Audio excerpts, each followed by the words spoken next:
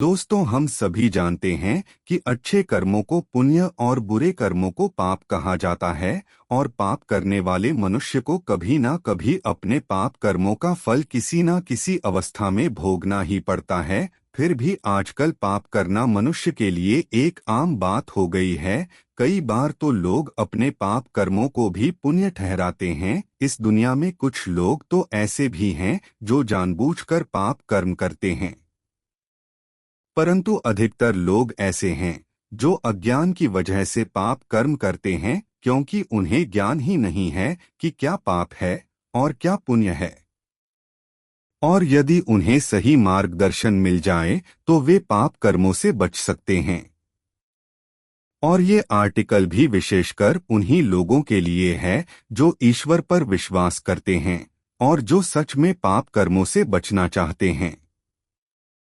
तो सबसे पहले हमारा यह जानना जरूरी है कि वे कौन कौन से कर्म हैं जो पाप की श्रेणी में आते हैं और वे कितने प्रकार के होते हैं। दोस्तों, वैसे तो हमारे धर्म ग्रंथों में कई प्रकार के पाप बताए गए हैं, लेकिन हमने उन सभी पापों को 4 भागों में बांट दिया है और वे इस प्रकार हैं। पाप के प्रकार।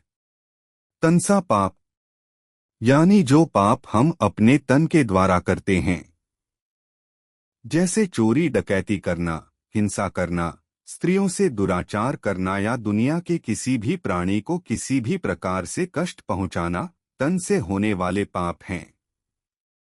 याद रखिए, हरे भरे पेड़ पौधों को अपने स्वार्थ पूर्ति के लिए काटना भी पाप है और इसी पाप के दंड स्वरूप में बाढ़, भूकंप, सुनामी और अकाल जैसी प्राकृतिक आपदाओं का सामना करना पड़ता है।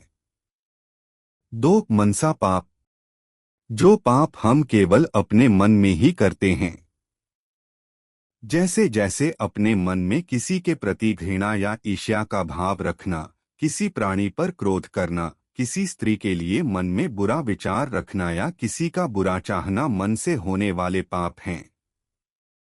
कई बार हमारे मन में यही गलतफहमी रहती है कि केवल सोचने से कोई पाप नहीं लगता, जबकि यह भी एक बहुत बड़ा पाप है, क्योंकि किसी भी मनुष्य के पतन की शुरुआत मन के बुरे विचारों से ही होती है। 3. वचना पाप, यानी वचन से होने वाले पाप। अपने अप्रिय वचन से किसी को दुख पहुंचाना, असत्य बोलना, किसी की निंदा करना, चुगली करना या किसी झूठा वादा करना वचन से होने वाले पाप हैं। और दुख की बात है ये है कि आजकल लोग इन पापों को अपनी छोटी सी गलती भी नहीं मानते।